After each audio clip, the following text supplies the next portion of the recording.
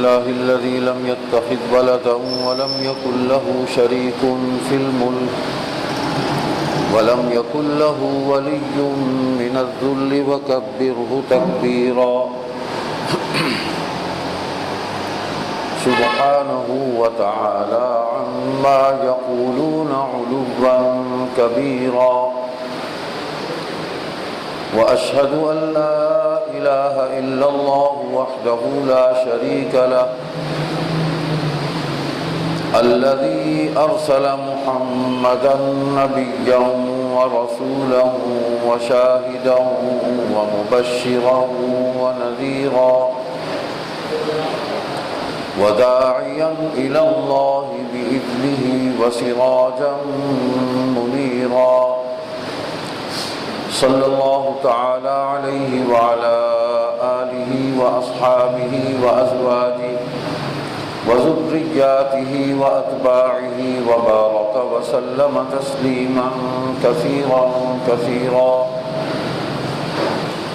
أما بعد فأعوذ بالله من الشيطان الرجيم بسم الله الرحمن الرحيم ومن يطع الله ورسوله يدخله جنات تجري من تحتها الأنهار خالدين فيها وذلك الفوز العظيم ومن يعص الله ورسوله ويتعد حدوده يدخله نارا خالدا فيها ولهم عذاب عظيم صدق الله مولانا العظيم وصدق رسوله النبي الصادق الوعد الأمين اللهم صل على محمد وعلى آل محمد كما صليت على إبراهيم وعلى آل إبراهيم إنك حميد مجيد اللهم بارك على محمد وعلى آل محمد كما باركت على إبراهيم وعلى آل إبراهيم إنك حميد مجيد بزرگوں، دوستوں، بھائیو، عزیزو، اللہ تبارک و تعالی نے بنی نوع انسان کی کامیابی، کامرانی اس دنیا میں بھی اور آخرت میں بھی حضور خاتم النبیین سیدنا و مولانا رؤوف الرحیم محمد کریم صلی اللہ علیہ وسلم کی ذات اقدس اور آپ کی کامل اتباع اور فرما برداری کے ساتھ وابستہ کر رکھی ہے۔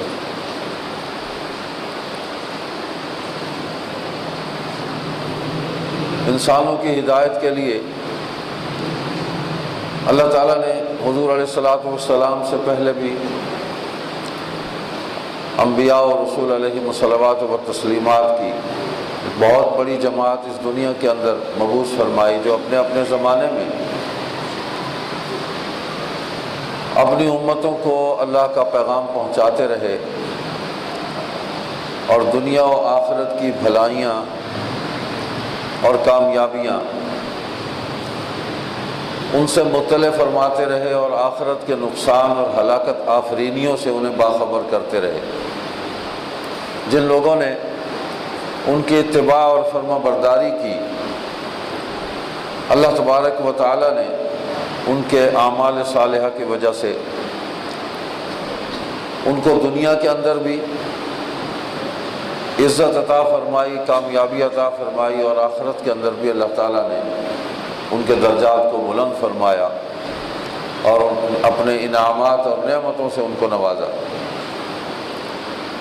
یہی وعدہ حضور خاتم النبیین سیدنا و مولانا رؤوف الرحیم محمد کریم صلی اللہ علیہ وسلم اپنی امت کے لیے اللہ کی طرف سے لے کر آئے، اور یقینی بات ہے کہ ہدایت اور رہنمائی کے لیے کسی نہ کسی سہارے کی ضرورت تو ہوتی ہے۔ انسان تو انسان، جانور بھی اپنے لشکر، اپنے قبیلے، اس کے سربراہ سے ہدایات دیتے ہیں اور اس کے مطابق اپنی زندگی کو گزارتے ہیں جو اللہ تعالیٰ نے ان کو فطری طور پر ودیت کیا ہوتا ہے یہ نظام، لیکن انسان تو اشرف المخلوقات ہے۔ انسان کا دکھ، اس کا سکھ، خوشی، غمی اس دنیا کی زندگی کے ساتھ وابستہ ہے، لیکن یہ خوشی اور غمی اس کا تعلق آخرت کے ساتھ بھی اللہ نے وابستہ فرمایا ہے۔ جو لوگ اللہ پر ایمان نہیں رکھتے، اللہ کے نبی صلی اللہ علیہ وسلم پر ایمان نہیں رکھتے، ان کے نزدیک یہ دنیا ہی سب کچھ ہے، آخرت کا کوئی عقیدہ اور تصور ان کے ہاں موجود نہیں ہے، اور یقیناً وہ دنیا کے اندر تو کامیابی حاصل کر لیں گے، کیونکہ اللہ کی مخلوق ہے اور اللہ تعالیٰ نے اپنی مخلوق کو رزق دینا ہے۔ اس دنیا کی زندگی جتنی اللہ نے مقرر کی رکھی ہے، بہرحال اس کے اسباب اسی دنیا کے اندر رکھے ہیں، لیکن آخرت کی زندگی میں ان کے لیے کچھ نہیں ہے، اس کے لیے اسباب ساتھ لے کر جانے ہوتے ہیں۔ ساتھ لے کر کیا جانے ہیں، بلکہ جانے سے پہلے آگے پہنچائے جاتے ہیں۔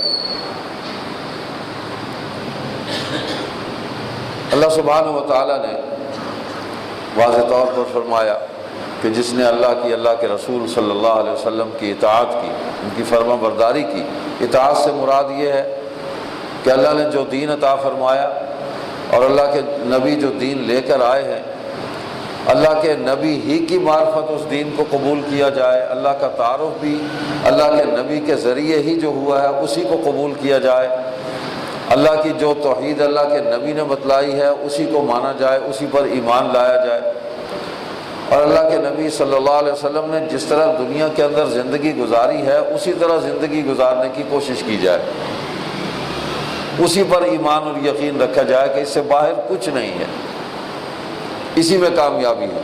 تو اللہ فرماتے وَمَن يُطِعِ اللَّهَ وَرَسُولَهُ کہ جس نے اللہ اور اس کے رسول کی اطاعت کی، فرما برداری کی، اپنے وجود کو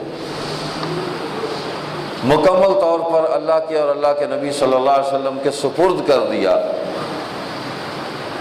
تو اللہ فرماتے ہیں ہم ان کو جنت میں داخل کریں گے، يُدْخِلُهُ جَنَّاتٍ تَجْرِي مِن تَحْتِهَا الْأَنْهَارُ خَالِدِينَ فِيهَا، وہ ہمیشہ اس میں رہیں گے، ہمیشہ کی زندگی ہے۔ ذَلِكَ الْفَوْزُ الْعَظِيمُ، بہت بڑی کامیابی ہے یہ۔ تو جس کو اللہ تبارک و تعالیٰ سب سے بڑی کامیابی قرار دے رہے ہیں، ہمیں اس پر ایمان لے آنا چاہیے، اس پر یقین کر لینا چاہیے۔ جب اللہ کو مانتے ہیں تو اللہ کی بتلائی ہوئی کامیابی کو بھی ہمیں مان لینا چاہیے، اللہ کے نبی صلی اللہ علیہ وسلم نے جو کچھ فرمایا اس کو بھی مان لینا چاہیے اور اس پر عمل کی کوشش کرنی چاہیے۔ اللہ فرماتے ہیں جس نے وَمَن يَعْصِ اللَّهَ وَرَسُولَهُ اللہ کے اور اللہ کے رسول کی نافرمانی کی، يُدْخِلُهُ نَارًا خَالِدًا فِيهَا، ہم اسے آگ میں، جہنم میں داخل کریں گے۔ وَيَتَعَدَّ حُدُودًا وَمَن يَعْصِ اللَّهَ وَرَسُولَهُ وَيَتَعَدَّ حُدُودًا، ایک تو نافرمانی کی اور پھر اللہ کی قائم کی ہوئی حدوں کو بھی توڑا۔ نافرمانی کی بھی قسمیں ہیں نا، غلطی ہو گئی، گناہ ہو گیا، اللہ سے معافی مانگ لی، استغفار کیا، اللہ تعالیٰ معاف کرنے والے ہیں، اللہ معاف فرما دیتے ہیں۔ لیکن یہ جو حدود کو توڑنا ہے یہ بغاوت ہے کہ نافرمانی بھی کی اور اللہ نے جو حدیں مقرر کی ہیں عقیدہ و ایمان کی، شرم و حیا کی، رشتوں کی، معاملات کی، جو حدیں مقرر کر دی ہیں ان حدوں کو توڑتا ہے، رشتوں کو، تقدس کو پامال کرتا ہے، معاملات کی جتنی بھی حدیں ہیں ان کو عبور کر کے آگے نکل جاتا ہے، اپنی مرضی کرتا ہے، اپنی مرضی کی زندگی گزارتا ہے اور اللہ کی مخلوق کو تکلیف پہنچاتا ہے، حقوق غصب کرتا ہے، اپنی مرضی کے عقائد بناتا ہے۔ اللہ نے توحید کی جو حدود مقرر کر دی ہیں کہ بس وحدہ لا شریک، اس سے بڑی کوئی حد نہیں ہے، آخری حد یہی ہے، اس کی ذات میں کوئی شریک نہیں ہے، وہ تنہا ہے، اکیلا ہے۔ قل هو اللہ احد اللہ الصمد لم یلد ولم یولد ولم یکن لہ کفوا احد۔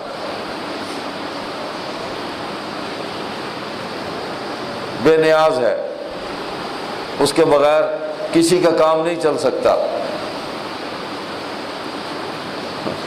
اور اس کا کام کسی کی وجہ سے رک نہیں سکتا،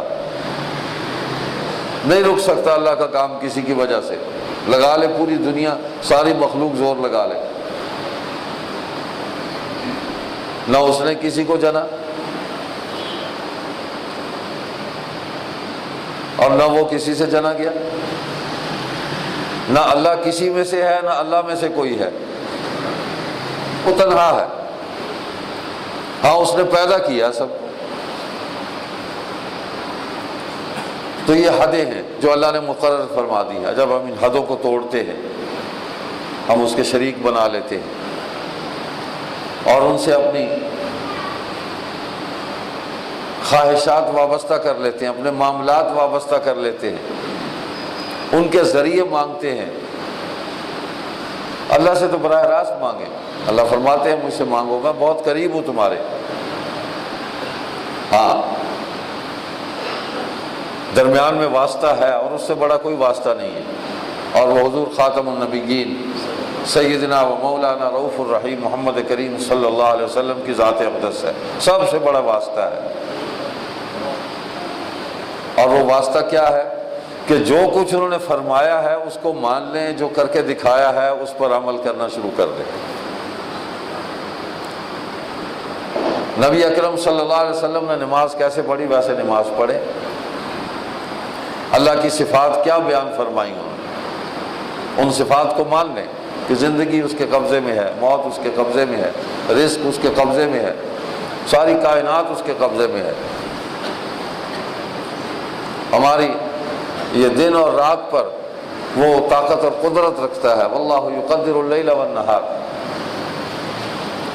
بیٹا وہ دے، بیٹی وہ دے، نہ دے، سب کچھ اس کے قبضے اور اختیار میں ہے۔ تو یہ حدیں اللہ کے نبی صلی اللہ علیہ وسلم نے بتلائیں، جو ان کو توڑے گا اللہ فرماتے ہیں یہ بغاوت ہے نا، جو یہ قبول نہیں ہے۔ غلطی جو ہے اور غلطی کے بعد اس کو تسلیم کر لینا، اس پر ندامت کا اظہار کر لینا، اللہ سے معافی مانگ لینا، اللہ کو یہ پسند ہے۔ غلطی تو ہوگی، اس سے تو صرف اللہ کے نبی اور اللہ کے رسول جتنے بھی آئے علیہم الصلوات و تسلیمات و معصوم ہیں وہ پاک ہیں، باقی تو سب سے غلطیاں ہوئیں، ان سے غلطی نہیں ہو سکتی، اس لیے کہ ان پر اللہ کا پیرا ہوتا ہے۔ تو غلطی پر استغفار اور معافی، یہ تعلیم بھی حضور صلی اللہ علیہ وسلم نے اپنی امت کو دی ہے، اور سابقہ انبیاء نے بھی اپنی امتوں کو دی۔ معافی مانگ لو، اپنی عاجزی کا اظہار کر لو، اللہ معاف کر دے گا۔ الغفور اللہ کی صفت ہے، معاف کرنے والا۔ الرحیم رحم کرنے والا۔ الرحمن بہت زیادہ مہربان ہے، یہ ساری اس کی صفتیں ہیں۔ ستار العیوب ہے، ہمارے عیبوں کو چھپانے والا ہے، پردہ ڈالنے والا ہے۔ اللہ ہمیں رسوا نہیں کرنا چاہتا، ہم اللہ کی مخلوق ہیں، اللہ کو بڑی محبت ہے ہم سے۔ غفار الذنوب ہے، گناہوں کو معاف کرنے والا ہے۔ تو یہ غلطیوں کے ساتھ تعلق ہے اس کا، اور غلطیوں پر ندامت، توبہ اور استغفار، معافی، اپنے عجز کا اظہار، اللہ کو یہ پسند ہے۔ لیکن یہ جو حدوں کو توڑنا ہے، جری ہونا ہے، پامال ہونا ہے، ان کو حدوں کو پامال کرنا ہے، یہ اللہ کو پسند نہیں ہے۔ تو دنیا کے اندر بھی کسی ریاست کا کوئی قانون ہو تو اس ریاست کو بھی، ریاست کے قانون کو اگر کوئی توڑتا ہے تو ریاست اس کو برداشت نہیں کرتی، بغاوت کرتا ہے، وہ کہتا ہے غلطی ہو گئی تو جج اس کو معاف کر دیتا ہے، اس کو اختیار ہے کہ معاف کر دے، مان لیے اس نے غلطی، سزا میں تخفیف کر دیتا ہے۔ لیکن بغاوت کی سزا جو ہے وہ موت ہے، ریاست سے بغاوت کی، قانون سے بغاوت کی، ماننے سے انکار کر دیا، نہیں مانتا، اپنی مرضی کروں گا۔ تو ریاست کے اندر رہتے ہوئے ریاست سے سارے فوائد حاصل کرتے ہوئے، تمام منافع اس سے حاصل کرتے ہوئے، عزت دولت سب کچھ ریاست سے حاصل کرتے ہوئے، پھر آدمی جب اس کو توڑتا ہے، قوانین کو نہیں مانتا، تو پھر ریاست پکڑتی ہے کہ نہیں، یہ کیا بات ہوئی۔ تو ہم اللہ کی مخلوق ہیں اور اللہ کی زمین پر رہ رہے ہیں، اللہ کی زمین سے ہمارے لیے رزق باہر نکل رہا ہے، آسمانوں سے ہمارے لیے رزق برستا ہے، پانی برستا ہے،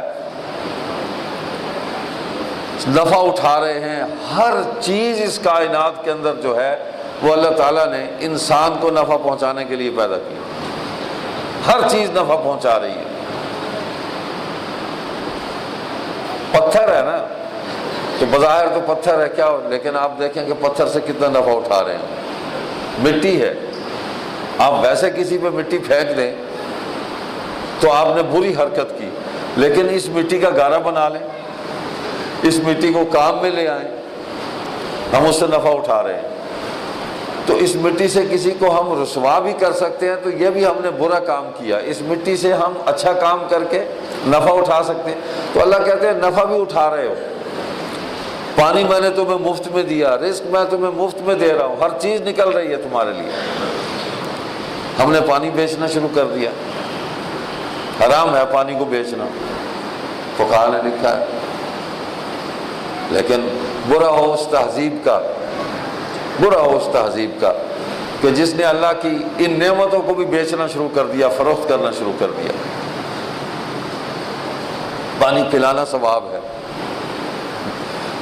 پانی پینے کا انتظام کر دینا صدقہ جاریہ ہے کہ لوگ پانی پیتے رہیں اس سے۔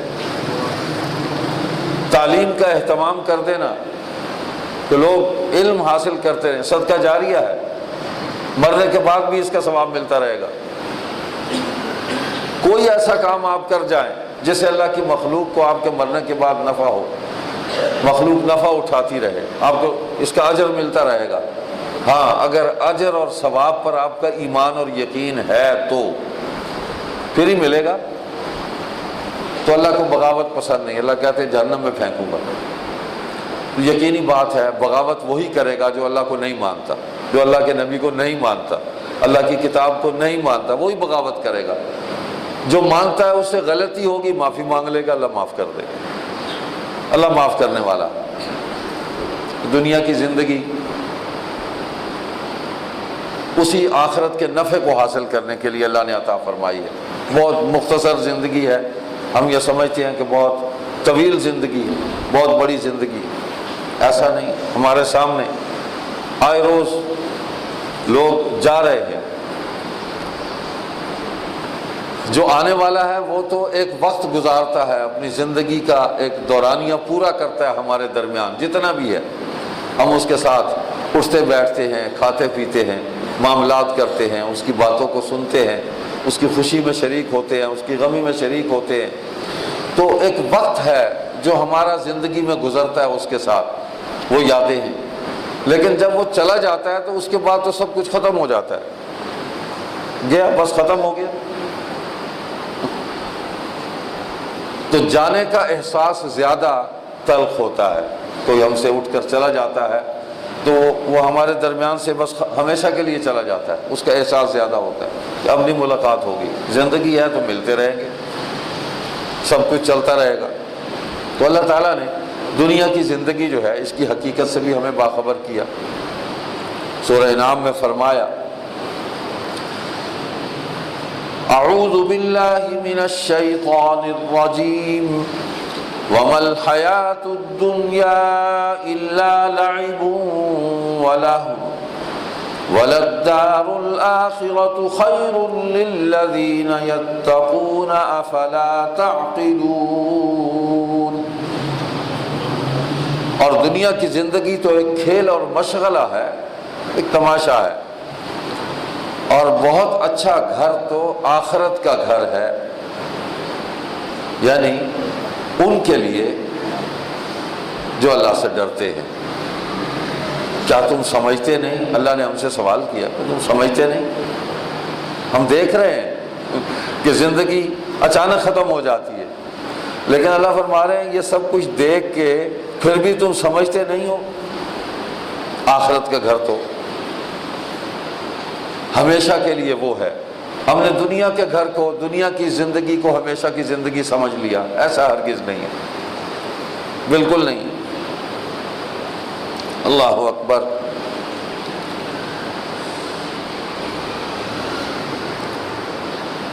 یہ بھی فرمایا کہ دنیا میں رہتے ہوئے میری ساری نعمتوں سے نفع اٹھانے کے باوجود میری نافرمانی بھی کرو اور پھر مجھ سے کوئی امید بھی رکھو۔ اللہ نے اس کی بھی وضاحت فرما دی، کوئی بات چھوڑی نہیں ہے۔ سورہ ہود میں فرمایا، 2 آیتیں ہیں، اعوذ باللہ من الشیطان الرجیم من كان يريد الحياة الدنيا وزينتها نوفي إليهم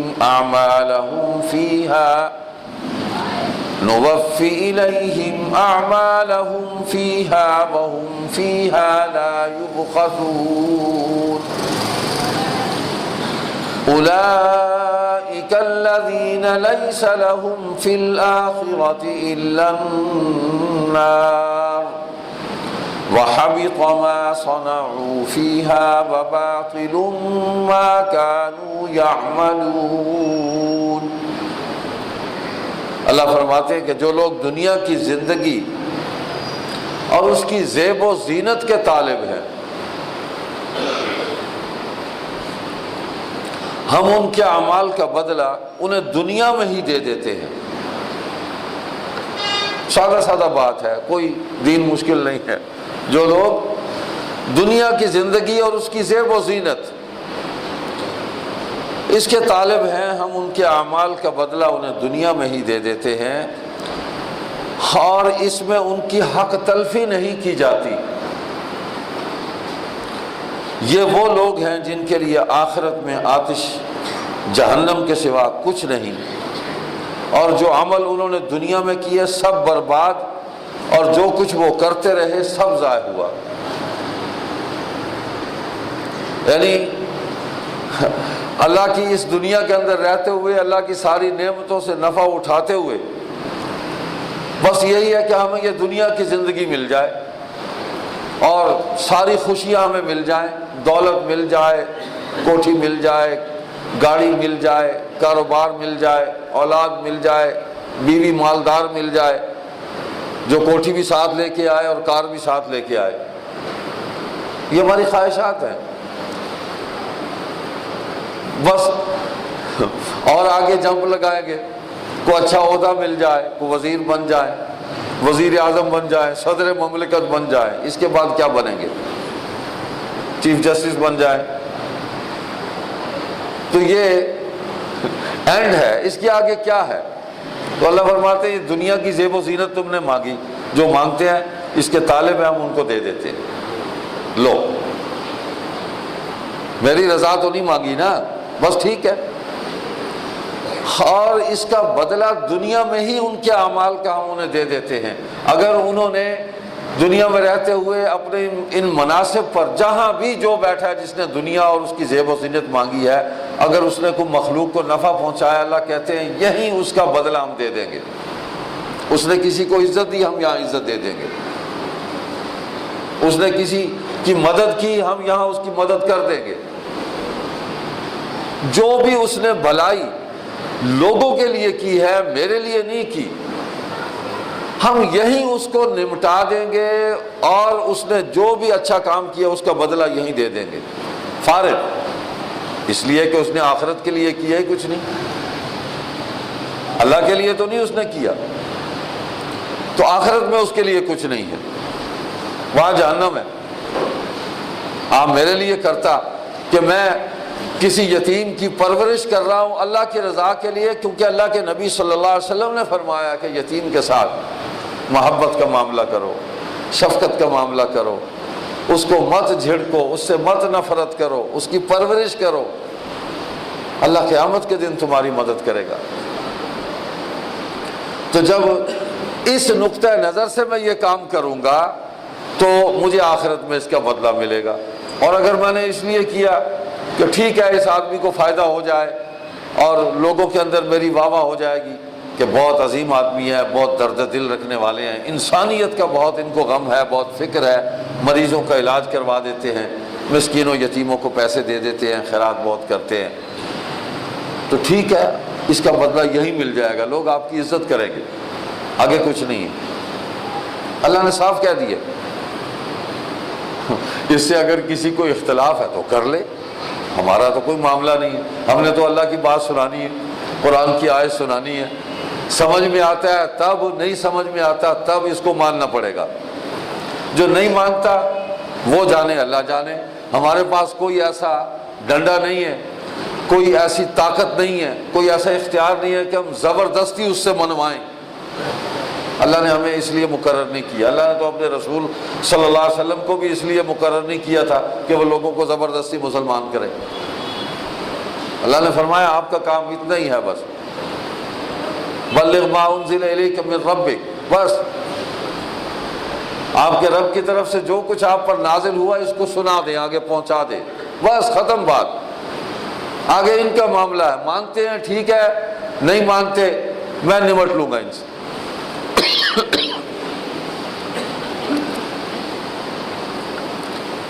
تو اللہ فرماتے ہیں یہاں جو کچھ بھلائی کی آخرت میں وہ سب اعمال برباد ہو گئے, جو کچھ کیا سب کچھ ضائع ہو گیا, آخرت میں اس کا کوئی نفع نہیں ہے, بالکل نفع نہیں ہے.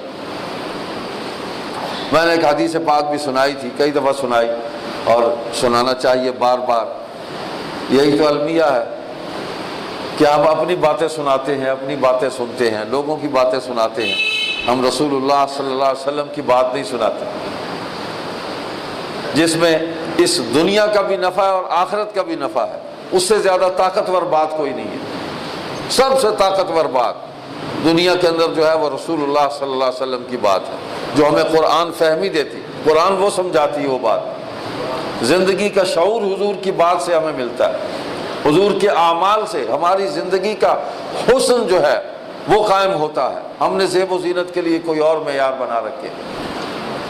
نبی علیہ الصلوۃ والسلام نے صحابہ سے سوال کیا. آپ کی ایک عادت مبارکہ تھی کہ کسی بات کو اہمیت کے ساتھ جب آپ صحابہ کو بیان فرمانا چاہتے تھے تو اس کو سوال کے طور پر صحابہ کے سامنے پیش فرماتے تھے. ایک تجسس پیدا ہو جاتا تھا صحابہ میں.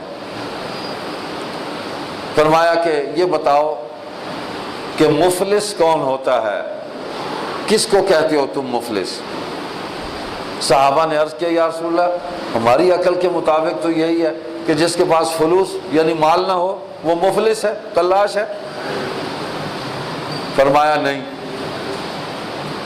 تو پھر یہ صحابہ کی بھی عادت تھی. کمال ہے جو اللہ نے حضور صلی اللہ علیہ وسلم کی صحبت سے ان کے اندر یہ ادب اور یہ ذوق پیدا کیا تھا کہ وہ حضور علیہ السلام کے سوال کا جو جواب دیتے تھے, اگر حضور نے فرمایا کہ یہ بات ٹھیک نہیں ہے تو صحابہ جواباً دوسری بات عرض کرتے, یا رسول اللہ پھر آپ خود بتا دیں, اللہ اور اللہ کے رسول ہی بہتر جانتے ہیں, آپ فرمائیں کہ کون ہے مفلس, ہمیں تو پتہ نہیں, ہماری عقل تو اتنا ہی کام کرتی ہے. تو نبی اکرم صلی اللہ علیہ وسلم نے فرمایا کہ ایک آدمی نے دنیا کے اندر بہت نمازیں پڑھی,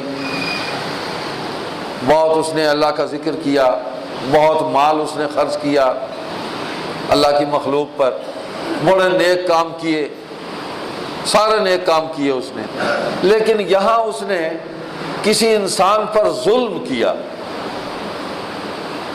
ظلم, اب ظلم جو ہے اس کو آپ پھیلا لیں, آپ ہمسائے کو تکلیف پہنچائیں یہ ظلم ہے, آپ خاندان کے کسی یتیم کا مال جو ہے وہ ہڑپ کر لیں, غصب کر لیں, یہ بھی ظلم ہے. آپ کسی عام انسان کا مال جو ہے ناجائز طور پر اس کو غصب کر لیں, قبضہ کر لیں, یہ بھی ظلم ہے.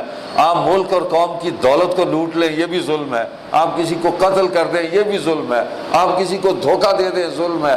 چوری کر لیں, ظلم ہے. یہ ظلم کی قسمیں ہیں جو بھی غلط کام. تو نبی علیہ الصلوۃ والسلام فرماتے ہیں کہ قیامت کے دن وہ آدمی جو مظلوم ہے، جس پر ظلم ہوا، اور یہ جو مظلوم ہے، یہ آمنے سامنے ہوں گے۔ مال لوٹا ہے تو وہاں مال سے معاملہ برابر نہیں ہوگا کہ اس کا مال واپس کیا جائے۔ تو یہ جو ظالم ہے، اس کی ساری نیکیاں اس سے چھین کر اس مظلوم کے پلڑے میں ڈال دی جائیں گی جس پر اس نے ظلم کیا، اور اس مظلوم کی ساری برائیاں جو ہیں، اس کے سارے گناہ وہ اٹھا کر اس ظالم کے پلڑے میں ڈال دیے جائیں گے۔ اب اس کے پاس کوئی نیکی باقی نہیں رہے گی۔ فرمایا کہ اس کو کہتے ہیں مفلس، کہ یہ مال لے کر بھی گیا، نیکیاں لے کر بھی گیا، وہاں جا کر اس سے بھی محروم ہو گیا۔ تو اسلام ہی واحد دین ہے، اور حضور صلی اللہ علیہ وسلم کی شریعت اس کائنات کے اندر واحد شریعت، یعنی قانون، شریعت کا مطلب ہے قانون، واحد قانون ہے جو بنی نوع انسان کی فلاح اور بہبود کی بات کرتا ہے۔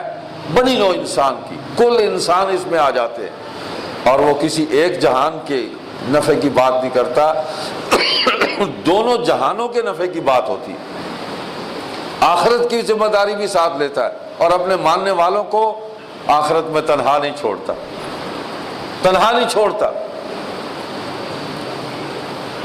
ہم تو جس تہذیب کی طرف چلے گئے ہیں، اس کا یہ حال ہے کہ ہمارا باپ مر جائے، بھائی مر جائے، ہمیں دعائے مغفرت نہیں آتی، اور ہم موم بتیاں جلا کر غم کا اظہار کرتے ہیں کہ یہ کلچر ہے ہمارا نہیں ہے۔ یہ کلچر یہ باہر سے آیا، امپورٹ کیا گیا ہے، بلکہ ہم پر مسلط کیا گیا ہے۔ ہم ایک منٹ کے لیے خاموش کھڑے ہو جاتے ہیں، ہم اس کے لیے کوئی کلمہ خیر کہنے کی صلاحیت سے بھی محروم ہو جاتے ہیں، اس کے لیے کوئی دعا یا کلمہ کہنے کی صلاحیت سے بھی محروم ہو جاتے ہیں۔ اللہ اکبر۔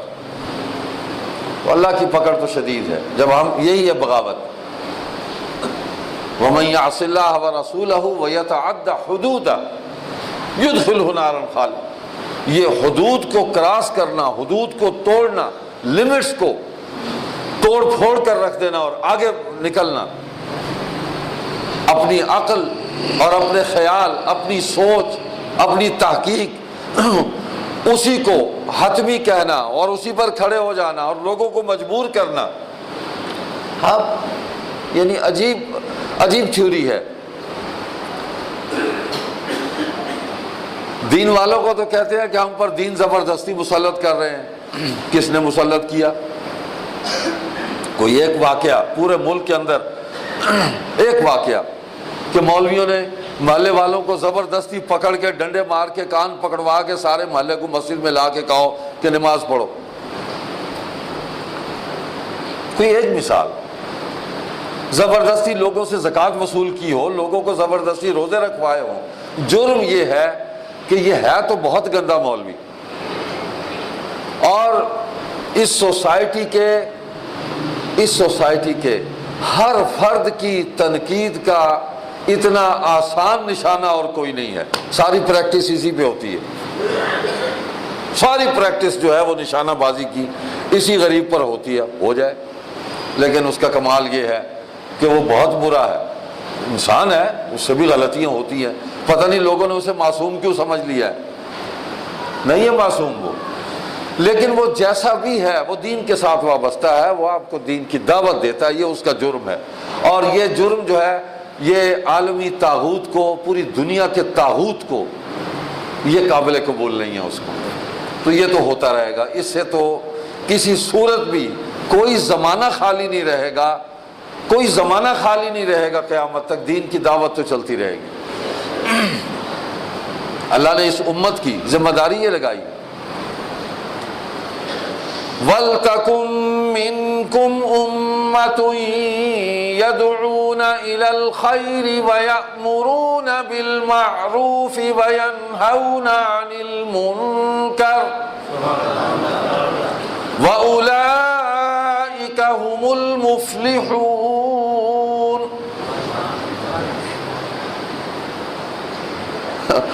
امت کے اندر ایک ایسی جماعت ضرور رہنی چاہیے جو لوگوں کو خیر اور بھلائی کی طرف بلاتی رہے.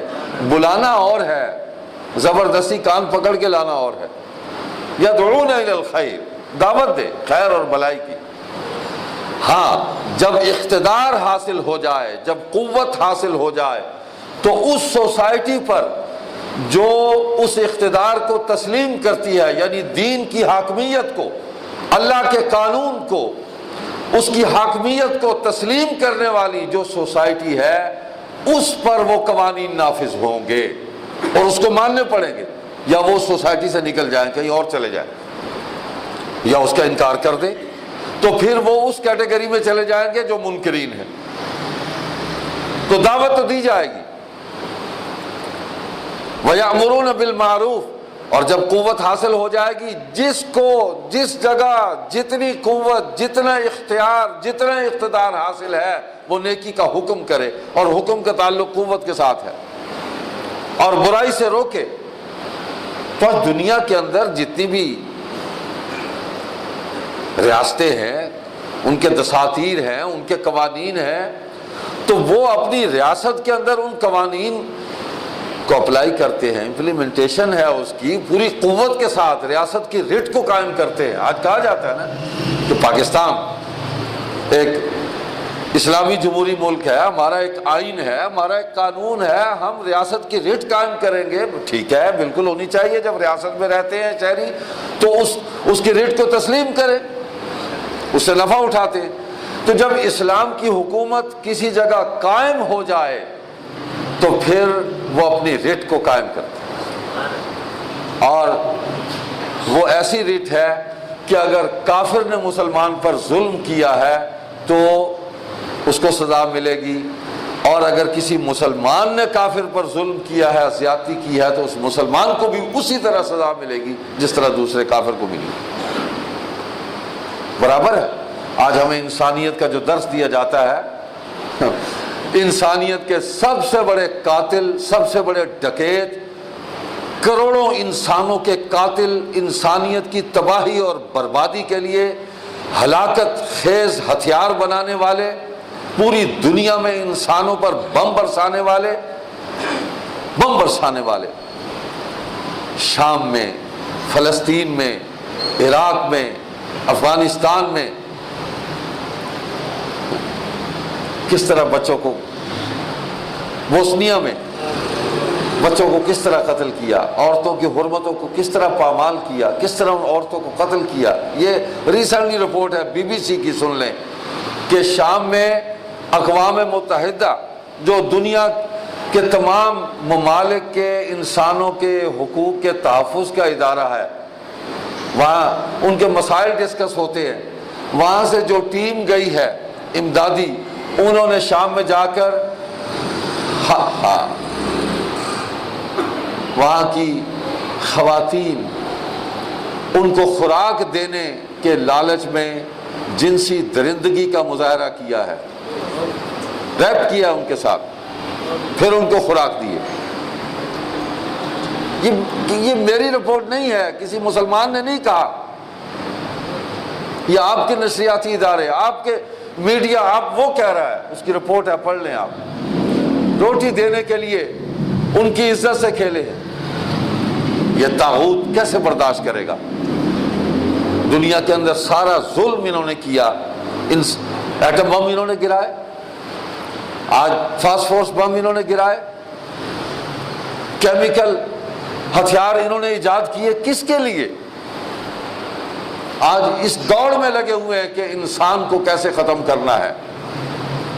تو ہم جس دین کے علم بردار ہیں، وہ دین تو ہمیں یہ کہتا ہے کہ آپ ایک اللہ کی فرما برداری میں آ جائیں اور سارے انسانوں کی بھلائی اور خیر خواہی سوچیں، اور اپنی ذات سے، اپنے عمل سے، اپنی گفتگو سے اپنے اعمال سے جتنا نفع انسانوں کو پہنچا سکتے ہیں آپ نفع. خیر الناس من ينفع الناس، حضور صلی اللہ علیہ وسلم فرما رہے ہیں لوگوں میں بہترین ہے وہ آدمی جس سے لوگوں کو نفع پہنچے. اس کے بعد کوئی گنجائش باقی ہے؟ تو ہم یہ کہتے ہیں کہ انسانیت کی سب سے بڑی خدمت اسلام کی دعوت ہے. انسانیت کی سب سے بڑی خدمت اسلام کی دعوت ہے کہ اس میں سلامتی ہے، اس میں امن ہے، اس میں دنیا کی بھلائی اور خیر ہے، اس میں آخرت کی بھلائی اور خیر ہے، ہمیشہ کی بھلائی اور خیر. اس سے بڑی اور انسانیت کی کیا خدمت ہو سکتی ہے؟ تو کیا اسلام یہ کہتا ہے کہ لوگوں کو مارنا شروع کر دو، لوگوں کا مال لوٹ لو، لوگوں کی عزتیں برباد کرو، لوگوں کے بچوں کو قتل کرو؟ اسلام نے تو یہ نہیں کہا، اور مسلمان تو یہ کام نہیں کر رہے. ہاں دیکھیں، کوئی آدمی اگر یہ کام کرتا ہے تو اس نظریے کو تو غلط نہیں کہا جا سکتا نا. نظریہ اسلام ماننے والا کو مسلمان اگر گناہ کرتا ہے، وہ جرم اس نے کیا ہے، اس کو سزا دی جائے. اسلام تو غلط نہیں ہے. لیکن جہاں اسٹیٹ اپنے پورے نظام کے ساتھ، اپنے تمام وسائل کے ساتھ ظلم کرتی ہے تو وہ تو پورا نظام ہی غلط ہے. وہ تو پورا نظام غلط ہے نا. تو اگر انسانیت کی فلاح اسلام کے علاوہ کسی اور نظام میں ہوتی تو آج دیکھ لیں آپ، امریکہ کرائمز میں سب سے نمبر 1 ہے، سب سے نمبر 1 جرائم کے اندر. منٹوں کے حساب سے کیلکولیشن انہوں نے کی ہے کہ کتنے منٹوں میں کتنے آدمی قتل ہوتے ہیں، کتنی عزتیں جو ہے وہ پامال ہوتی ہیں، کتنے بچے مرتے ہیں، کتنے ڈاکے پڑتے ہیں. یہ ان کی کیلکولیشنز ہیں، ہماری نہیں ہیں. لیکن اسلام قبول کرنے والوں میں بھی نمبر 1 امریکہ کے لوگ. یہ اسلام کی طاقت ہے، اس کی قوت ہے. برطانیہ ہے، فرانس ہے، جرمن ہے کہ وہاں کی مسلمان عورت اپنے پردے کا، اپنے حجاب کا دفاع کر رہی ہے. اس کے لیے وہ ریاست نے جو سزا دی ہے اس کو قبول کرنے کے لیے تیار ہے، لیکن کوئی کمپرومائز کرنے کے لیے تیار نہیں ہے کہ میں اپنا نقاب جو ہے، اپنا حجاب جو ہے اس کو ختم کر دوں. میں نماز پڑھوں گی، میں پردہ کروں گی، میں روزہ رکھوں گی. آج ہم یہ جو آ رہا ہے نا، وہ چوں چاچی یہ جو قوم آ رہی ہے، آپ دیکھیں گے آگے کیا ہوتا ہے. یہ سی پیک، یہاں آدمی بھی آپ کو ساشوں میں ملیں گے، سی پیک ساشوں میں. یہ اکانومی کے ماہر ہیں، سی پیک ساشے میں.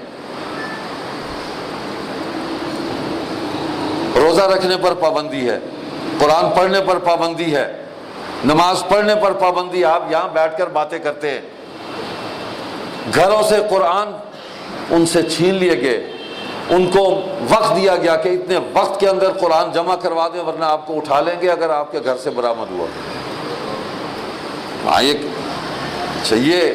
انسانی حقوق ہے، یہ انسانی آزادی ہے، یہ لبرٹی ہے. واہ بھائی واہ. جو آپ کہہ دیں، جو آپ کہہ دیں. تو دوستی کی بھی کوئی حدود ہوتی ہیں، کوئی لمٹس ہوتی ہیں. ہاں ہم نے تو کچھ طے ہی نہیں کیا، کچھ طے ہی نہیں کیا کہ جو آئے ہم سے مل لے. شیک ہینڈ ہم کر لیتے ہیں، اور طاقتور ہو تو ہم لیٹ جاتے ہیں، چاہے ہمیں وہ لتاڑتا ہوا چتاڑتا ہوا رولر اوپر سے گزار دے. ہم کہتے ہیں سائیں تھوڑی اپنی جائے، تھوڑا اپنا ملک ہے، تھوڑی اپنی رعایا ہے، جو مرضی کرو ساڑھے نال. نوکر جو تھے تھوڑے، غلام جو تھے تھوڑے. یہ کوئی بات ہے؟ تو اسلام غیرت پیدا کرتا ہے، حمیت پیدا کرتا ہے، عزت عطا کرتا ہے. تو ہمیں دین کی طرف ہی واپس آنا ہے.